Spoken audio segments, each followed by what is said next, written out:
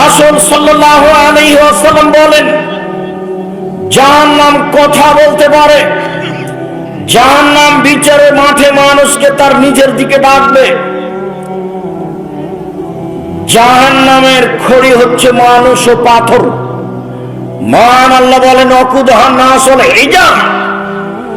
জাহান্নামের খড়ি হচ্ছে মানুষ ও পাথর। জাহান্নামে কয়লা থাকবে না, জাহান্নামে কোনো কাঠ খড়ি থাকবে না। আব্দুর রাজ্জাক সাহেব মানুষ নয় পাপ করেছে, জাহান্নামে যাবে, পাথর কি করলো? মাটি ও পাথর দিয়ে যা দিয়ে মূর্তি বানানো হয়েছে সব মূর্তিগুলিকে জাহান্নামে দেওয়া হবে। দুইটা কারণ, এক, এইগুলি দিয়ে জাহান্নামের আগুন বেশি উত্তেজিত হবে এই জন্য। দুই, মানুষকে বোকা বানানো হবে। দেখ দেখ দেখ, তোকে তো জাহান্নাম দিয়েছি, তোর নেতাকে দিয়েছি, দেখ দেখি। সবকে বোকা বানানো হবে আপনার চোখের সামনে। আপনার নেতাকে, আপনাকে, সবকে জাহান্নামে দিয়ে দেওয়া হবে। ঠেকায়েন দেখি তখন। জাহান্নামীদেরকে বেঁধে জাহান্নামে নিয়ে যাওয়া হবে। আল্লাহ বলছেন, খুজুহু ফাগুল্লুহু সুম্মা জাহিম সাল্লুহু। এদের ধরো, এদের শিকলবন্দি করো, এদের হাত বেঁধে জাহান্নামে নিয়ে যাও। হাত বেঁধে জাহান্নামে নিয়ে যাওয়া হবে কেন? অপমান করার জন্য। রংপুর গাইবান্ধা পলাশবাড়ির মুজিবুর বিএসসি বলেছিলেন, আমি জেলে এমনিতেই যাব, আমার হাতে হাত করা দেওয়া লাগবে না। পৃথিবীর মানুষ দেখবে, দেশের মানুষ দেখবে মুজিবুর বিএসসির হাতে হাত করা দেওয়া আছে, এটা আমি চাই না, চলেন আমি এমনিতেই যাচ্ছি। ইন্দিরা গান্ধীর হাত পিছন দিকে বাঁধা থাকবে, কেউ খুলতে পারবে না। ফেরাউনের হাত পিছন দিকে বাঁধা থাকবে, কেউ খুলতে পারবে না। আরেকটা জিনিস, মানুষের শেষ চেষ্টা বাঁচার হলো হাত দিয়ে। একটা রিক্সা, এটা ধাক্কা লেগে গেছে, রিক্সা এসে আপনি হাত দিয়ে নিজেকে বাঁচাতে গেছেন, তো হাত তাকে যখন জাহান্নামে নিক্ষেপ করা হবে, মুখের ভরে ধাক্কা দিয়ে ফেলে দিয়ে পা ধরে ছেঁচড়ে নিয়ে যাওয়া হবে, তখন ও যেন তার হান্নামকে নিজেকে ঠেকাতে না পারে, নিজেকে বাঁচানোর চেষ্টা করতে না পারে। এই জন্য এইভাবে থাকবে। এক, অপমান। দুই, এ দিয়ে যেন নিজেকে বাঁচাতে না পারে, বাঁচানোর জন্য চেষ্টা করতে না পারে, নাহলে বিচারের মাঠে তো পালাতে পারবে না। সে হাত বাঁধার কি প্রশ্নই আছে? প্রশ্নই আসে না, হাত বাঁধতে হবে কেন? সম্মানিত দ্বীনি ভাই বোন, জাহান্নামের উল্লেখযোগ্য শাস্তি হচ্ছে জাক্কুম গাছ। মহান আল্লাহ বলেন, ইন্না শাজারাতাজ জাক্কুম তু'মুল আফিম। নিশ্চয় জাক্কুম গাছ অপরাধীদের খাদ্য। কালমুহলে ইয়াগলি ফিল বুতুন কাকালিল হামিম। তলানি তেলের মতো পেটের ভিতরে যাওয়ার পরে পরে একবারে উথাল পাথাল করে উঠবে, এবং পেটে সেই জাক্কুম ফুটন্ত ভাবে ফুটতে থাকবে। দেগের উপরে পানি যেমন জ্বলন্ত পানি, ফুটন্ত পানি যেমন টকবক করে ফুটতে থাকে। মহান আল্লাহ বলেন, আযালিকা খায়রুন আম শাজারাতুজ জাক্কুম। জান্নাতের ফলাফল ভালো না জাক্কুম গাছ? ইন্না জান্নাহা ফিতনাতান লিয-যালিমিন। নিশ্চয় জাক্কুম গাছ আমি অপরাধীদের জন্য পরীক্ষামূলক করেছি। ওয়া ইন্নাহা তাখরুজু মিন আসলিল জাহিম। নিশ্চয় জাক্কুম গাছ পানির ভিতর থেকে গজিয়ে উঠে। জি, আগুনের ভিতর থেকে গজিয়ে উঠে, পানি নয়, আগুনের ভিতর থেকে গজিয়ে উঠে। আগুনের ভিতরে গাছ গজায়, অবাক কথা। পানির ভিতরে গজায়। দেখেন, নদীর পাশে গিয়ে দেখেন, শ্যাওলা একবারে নিচে থেকে জন্ম নিয়ে উপরে উঠে আছে পানির উপরে, দেখেননি? 5 হাত 7 হাত পানি, একবারে নিচে থেকে গজিয়ে বড় হয়ে উপরে ভেসে আছে। তো পানির নিচে ঘাস গজাতে পারে, জাহান্নামে আগুনের ভিতরে গাছ গজাতে পারে, বড় হয়। রাসূল সাল্লাল্লাহু আলাইহি সাল্লাম বলছেন, তালহা কানুরুশু শায়াতিন। জাক্কুম গাছের ফল হলো শয়তানের মাথার মতো। জাক্কুম গাছের ফল হলো শয়তানের মাথার মতো। তখন বিদ্বানগণ বলছেন, আচ্ছা, আমরা তো শয়তানের মাথায় দেখিনি, তো আল্লাহ যে বললেন জাক্কুম গাছের ফল হলো শয়তানের মাথার মতো, তা আমরা কি বুঝলাম? আমরা তো শয়তানকে দেখিনি, শয়তানের মাথা কেমন তা জানি না। আল্লাহ যে বললেন জাক্কুম গাছের ফল হলো শয়তানের মাথার মতো, তা আমরা কি বুঝলাম? তখন সব বিদ্বানগণ বলেছেন এর মানে হলো খারাপ, এর মানে হলো খারাপ, এর মানে হলো খারাপ। আবুল আলা মওদুদী রাহিমাহুল্লাহ বলেন, আরে শোনো শোনো শোনো, মানুষ যেমন রূপক কথা বলে ও বুঝে, আল্লাহ তেমন রূপক কথা বলেন ও বুঝে। মানুষ যেমন রূপক কথা বলে ও বুঝে, আল্লাহ তেমন রূপক কথা বলেন। মানুষ কিভাবে বলে? মানুষ বলে লোকটা এত ভালো, লোকটা এত ভালো, মনে হচ্ছে যেন ফেরেশতা। তো মানুষ কি ফেরেশতাকে দেখেছে? তবু বলে ও বুঝে। মানুষ বলে মেয়েটা এত সুন্দরী, মেয়েটা এত সুন্দরী, মনে হচ্ছে যেন পরী। কেউ পরীকে দেখেছে? তবু বলে ও বুঝে। মানুষে বলে মেয়েটা এত কুৎসিত, মেয়েটা এত কুৎসিত, মনে হচ্ছে যেন পেতনি। তো কেউ কেউ দেখেছে পেতনিকে? তবু মানুষ বলে এবং বুঝে। তা আল্লাহ এরকমই বলেছেন, এ কথা আবুল আলা মওদুদী রাহিমাহুল্লাহ বলেন। সারা পৃথিবীর বিদ্বান বলেছেন না, এর অর্থ হলো খারাপ, এর অর্থ হলো খারাপ। শয়তানের মাথা মানে জাক্কুম গাছ খারাপ। মানুষ যখন একে ক্ষুধার তাড়নায় মুখে দিবে, তখন গলায় বেঁধে যাবে, আর ভিতরে যাবে না, বাইরে আসবে না। আমরা তো চাঁপাইনবাবগঞ্জের মানুষ, নদীর ধারে আপনার বাড়ির পাশে কিছু গাছ তৈরি হয়, গাছটা বড় হলে ফল ধরে, বেগুনের ফলের মতো, বেগুনের বীজের মতো তার ভিতরে বীজ থাকে, ফলটা ছোট ছোট, পেকে গেলে লাল হয়, গাছটা মরে গেলে শুধু কাঁটা দেখা যায়। এইরকমই হলো জাক্কুম গাছ। আমরা চাঁপাইনবাবগঞ্জের ভাষাতে ওকে গুঠে বেগুনের গাছ বলি। শুধু কাঁটা দেখা যায়, এরকমই হলো জাক্কুম গাছ। কাঁটাযুক্ত গাছের নাম জাক্কুম গাছ। আল্লাহ তাআলা বলছেন, লাইসা লাহুম তা'মুন ইল্লা মিন জারি', কাঁটাযুক্ত গাছ ছাড়া তাদের জন্য কোনোই খাদ্য থাকবে না। এই কথা আল্লাহ বলেন। জাহান্নামের উল্লেখযোগ্য শাস্তি হচ্ছে আগুন। মহান আল্লাহ বলেন, কুল্লামা নাজিজাত জুলুদুহুম বাদাল্লাহুম জুলুদান গায়রাহা, যতবার চামড়া জ্বলে যাবে ততবার রেডি করা হবে, যতবার চামড়া জ্বলে যাবে ততবার রেডি করা হবে। আল্লাহ তাআলা বলছেন, সাউহিকুহুম সাউদা, তাকে আগুনের পাহাড়ে উঠতে বলবো, নামতে বলবো, উঠতে বলবো, নামতে বলবো, উঠতে বলবো, নামতে বলবো।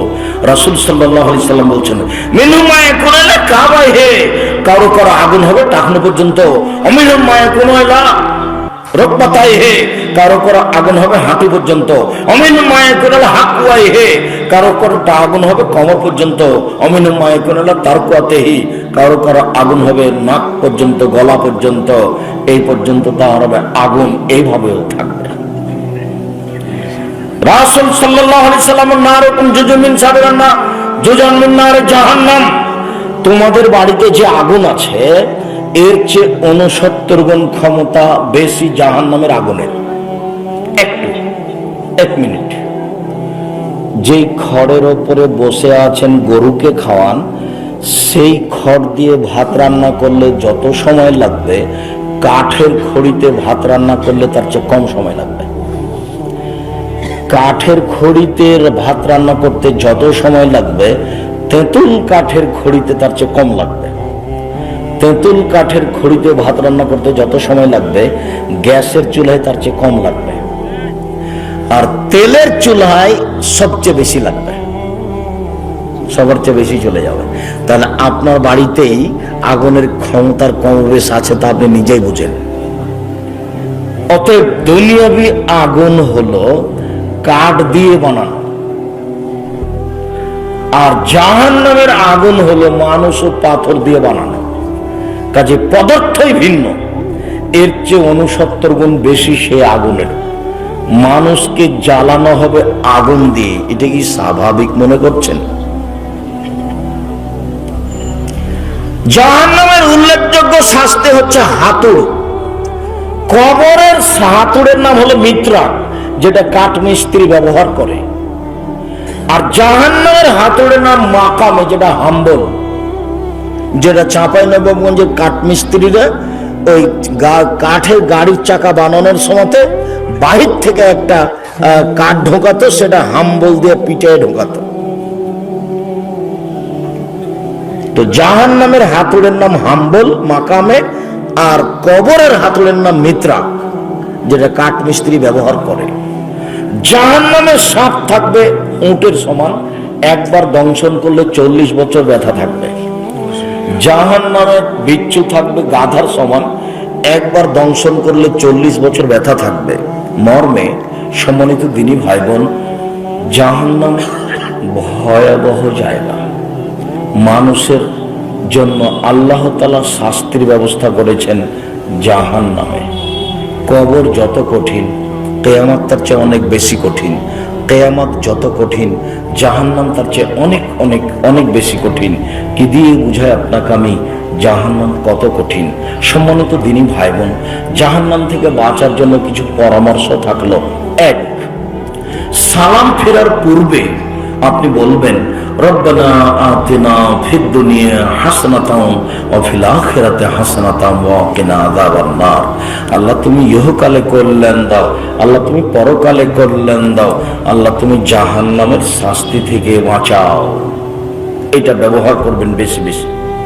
দুই, আপনি সালাতে সালাম ফেরার পূর্বে বলবেন, আল্লাহুম্মা ইন্নী আউযু বিকা মিন আযাবি জাহান্নাম। আল্লাহ তোমার কাছে জাহান্নাম থেকে বাঁচতে চাচ্ছি, জাহান্নাম থেকে বাঁচাও।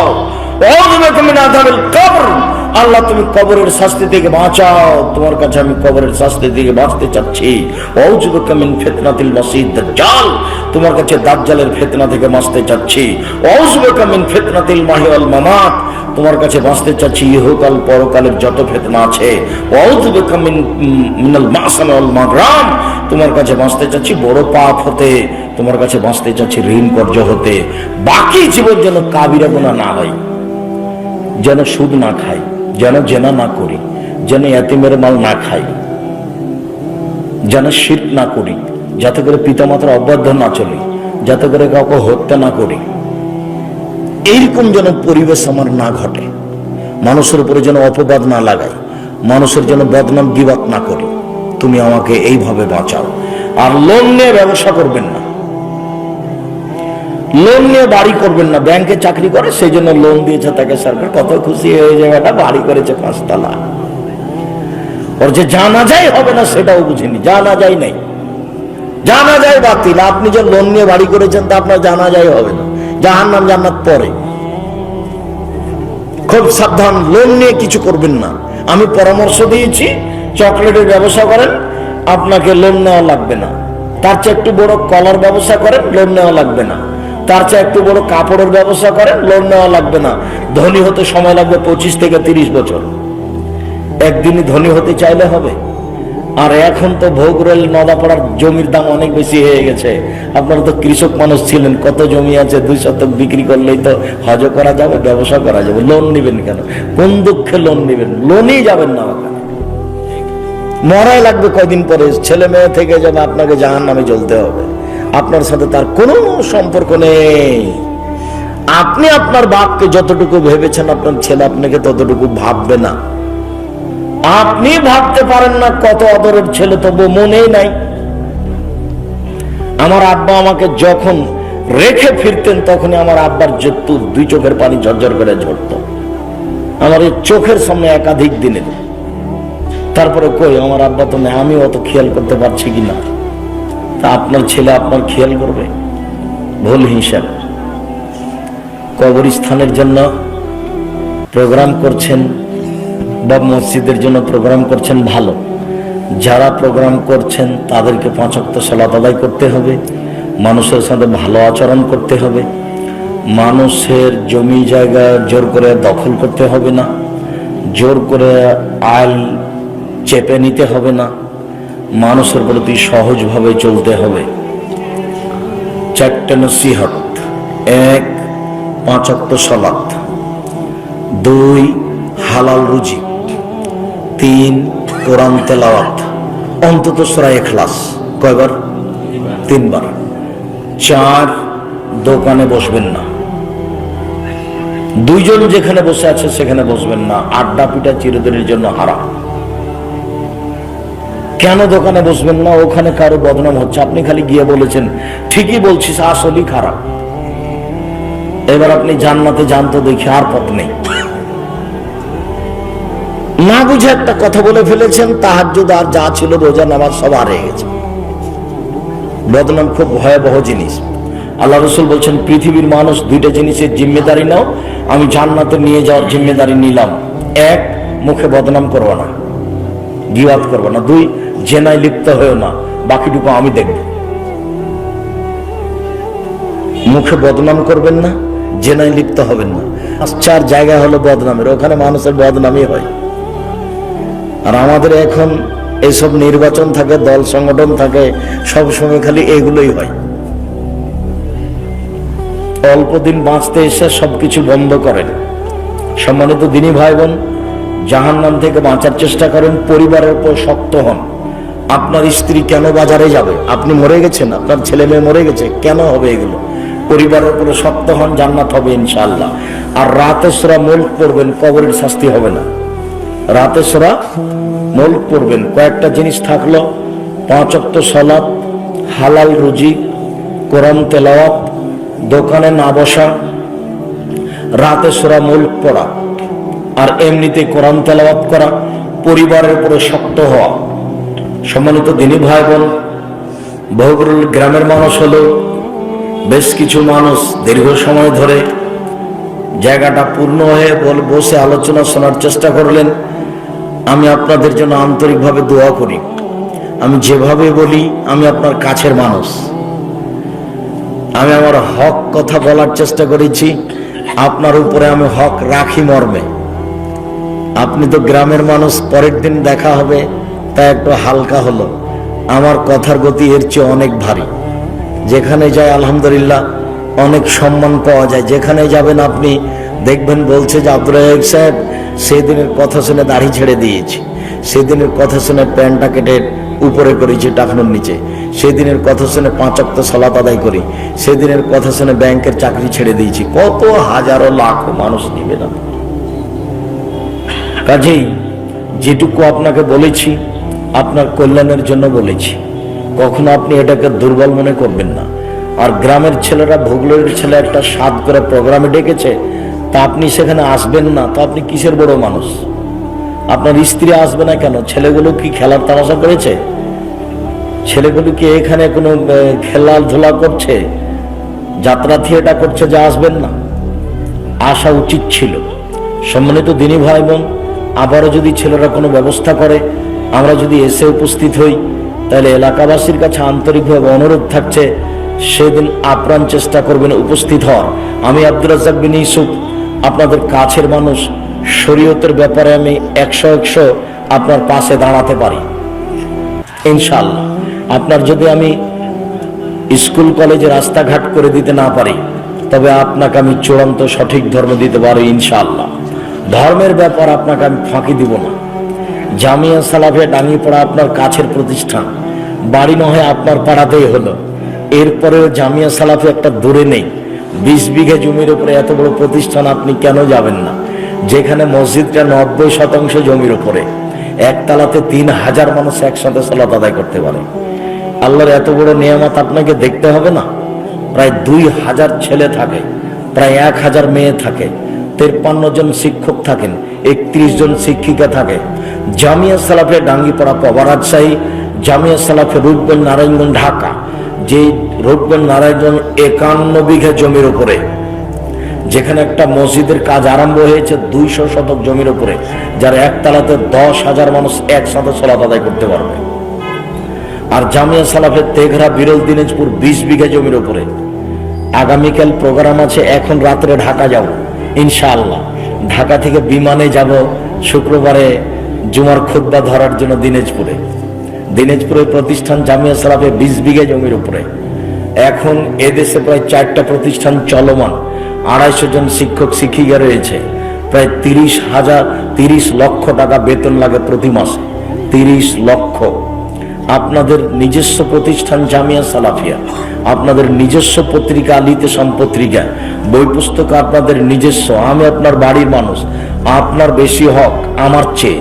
আপনি এই বইগুলি পড়বেন, ধর্ম জানবেন, আমার সাথে কথা বলবেন, জামিয়া সালাফি ডাঙ্গিপাড়া যাবেন, পরামর্শ দিবেন, নিজের প্রতিষ্ঠান হিসেবে ভাববেন, ছেলে মেয়েকে পড়াবেন। আমি আপনার চেয়ে অন্তত একটু হলেও দূরের। আমি তো চাঁপাইনবাবগঞ্জ থেকে এসেছি, আপনার তো এখানেই জন্ম, তো এই হিসাবে তো ডাঙ্গিপাড়ার হকদার আপনি বেশি। আপনি যাবেন, আপনি দেখবেন, দোয়া করবেন। আমি আপনাকে দোয়া করতে বলেছি, খালি বলবেন আল্লাহ তুমি জামিয়া সালাফিকে কবুল করো। কোন সত্যি জামিয়া সালাফের কোনো ক্ষতি করতে পারবেন আপনি যতই সমস্যা দেখেন, সেটা এখানে হোক আর সেখানে হোক। কেন? জামিয়া সালাফের আমি কোনো ক্ষতি করি না।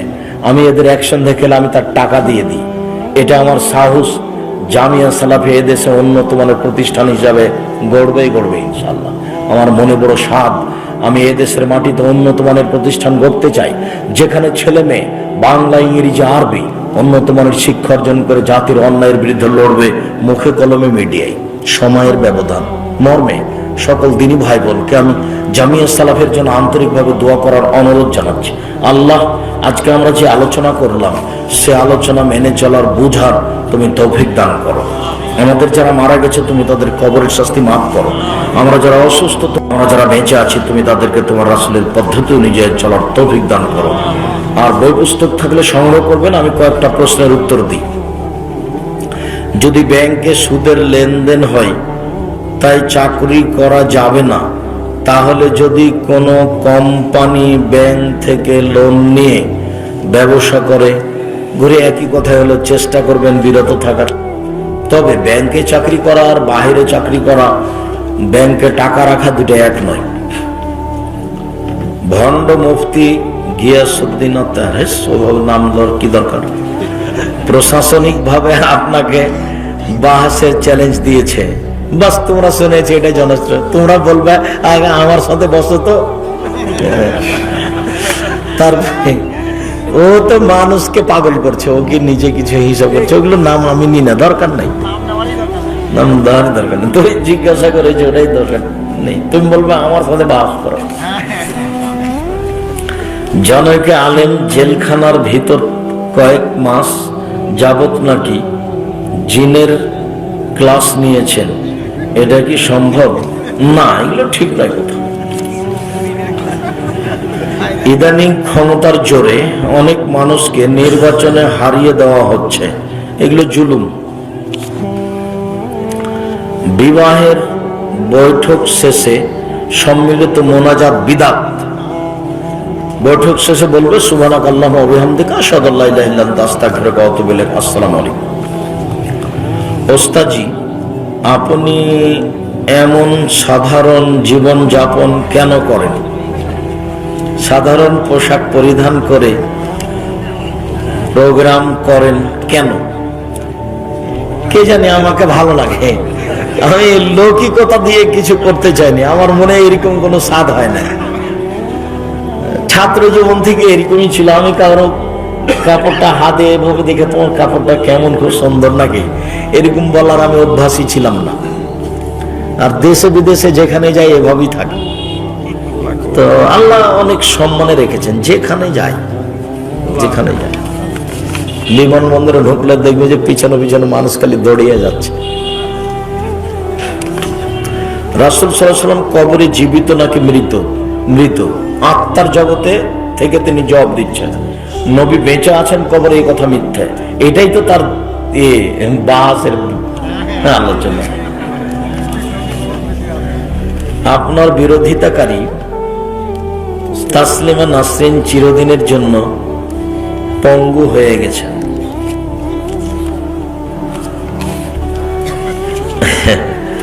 আমি জানি তার বক্তব্যের কথা, আমাকে বলা হয়েছিল যে সে এরকম ভাবে বলেছে। শেখ হিজবুত তাওহীদের মহিলারা বেপর্দা হয়ে রাস্তায় নেমে পর্দার ব্যাপারে নারীদের ভুল ধারণা দিচ্ছে।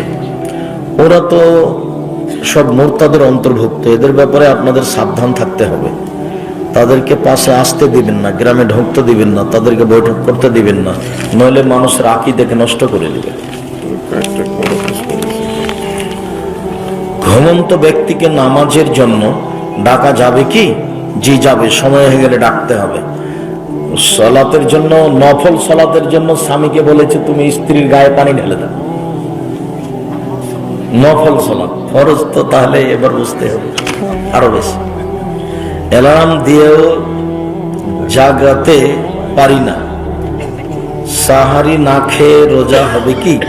হবে। আল্লাহ রাসূল 9:30 10টার সময় বললেন, এই বাড়িতে নাস্তা পানি কিছু আছে না? তাহলে আমি সিয়াম থাকলাম। তো সাহারি তো খাননি। আর আমি জীবনে সাহারি খাওয়াতাম অভ্যাসই কম। ছাত্র জীবনে সিয়াম থাকতাম একদিন পর একদিন, দাউদ আলাইহিস সালামের। এখন চেষ্টা করা হয় বৃহস্পতিবার সোমবার, তাতে অত সাহারির সাথে যোগাযোগ রাখা যায় না, যার কারণে সাহারি খেতে হবে, বরকত আছে, জরুরি নয়। জাহান্নামে একবার গেলে কি পরে কেউ জান্নাতে যেতে পারবে? হ্যাঁ পারবে। কিছু নেকি আছে, তখন প্রথমে জাহান্নামে যাবে, পরবর্তীতে জান্নাতে যাবে। অনেক হাদিস এটা প্রমাণ করে। ঘুষ না নেওয়া কিংবা ঘুষ নিয়ে দান করে দেওয়া কোনটা উত্তম? ঘুষ নিয়ে দান করে দেওয়া। না, ওই পথে যাবেন না, ওদের সহজ করে দেখার প্রয়োজন নেই। নিরুপায় হয়ে টাকা রাখছেন, এইটার যে টাকাটা বাড়ছে সেটা আপনি ব্যাংকে না রেখে নিয়ে নেন, নিয়ে ফকির মিসকিনকে দিয়ে দেন নেকি ছাড়াই, এতে আল্লাহর একটা দয়া হতে পারে। কি এটা? সাধারণ মানুষের ইমামতির জন্য কতটুকু যোগ্যতা থাকা প্রয়োজন? ভালো করে কোরআন মাজিদ পড়তে পারলেই হবে, শরীয়তের সম্পর্কে কিছু অবগতি। পূর্বের বিয়ে গোপন রেখে অন্যত্র বিয়ে দেওয়ার চেষ্টা করা কেমন কাজ? হারাম কাজ, প্রতারণা, ধোঁকা।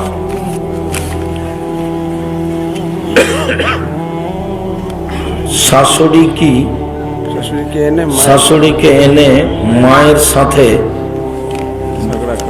ঝগড়া করানো যাবে কি?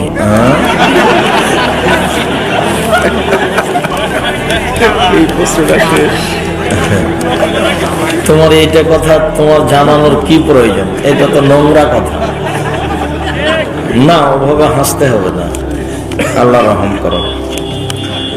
আল্লাহ রাসূল বলছেন, বুখারী মুসলিম, তোমরা যদি আল্লাহকে জানতে আমি যেমন জানি, তোমরা যদি আল্লাহকে জানতে আমি যেমন জানি, তোমরা যদি আল্লাহকে চিনতে আমি যেমন চিনি, তাহলে কম রাতে একটা সময় বের করতে হবে, মাঝে মধ্যে 2 রাকাত সালাত আদায় করে একটু কান্নাকাটি করে পাপের কথাটা বলা, এবং প্রয়োজনীয় জিনিস চাওয়া। চাইলে খুব খুশি হয়, আর প্রশংসা করে চাইলে আরো খুশি।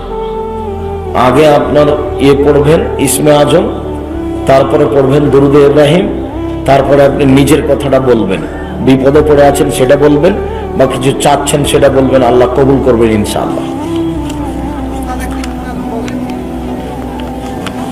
আল্লাহুম্মা নাসআলুকা বিআন্নাকা আনতাল্লাহ লা ইলাহা ইল্লা আনতাল আহাদুস সামাদুল্লাযী লাম ইয়ালিদ ওয়া লাম ইউলাদ ওয়া লাম ইয়াকুল লাহু কুফুয়ান আহাদ। যদি মুখস্থ না থাকে তাহলে দুয়ার বই থেকে নিতে হবে, বা ওই এতে আছে, ওই নেটে আছে আপনার এই বই, এদের কাছ থেকে আপনি সহযোগিতা নিতে পারবেন, এই ছেলেগুলির কাছ থেকে আইনে রাসূলে আছে। দুরূদ পড়বেন, দুরূদ না পড়লে দোয়া উপরে যাবে না, এভাবে ঝুলন্ত আছে দুরূদ না, দোয়া ওটা উপরে যাবে না যতক্ষণ পর্যন্ত দুরূদ না পড়েছে। তাহলে কবুল হওয়ার জন্য ইসমে আজম, আর উপরে যাওয়ার জন্য দুরূদ, তারপরে নিজের কথা।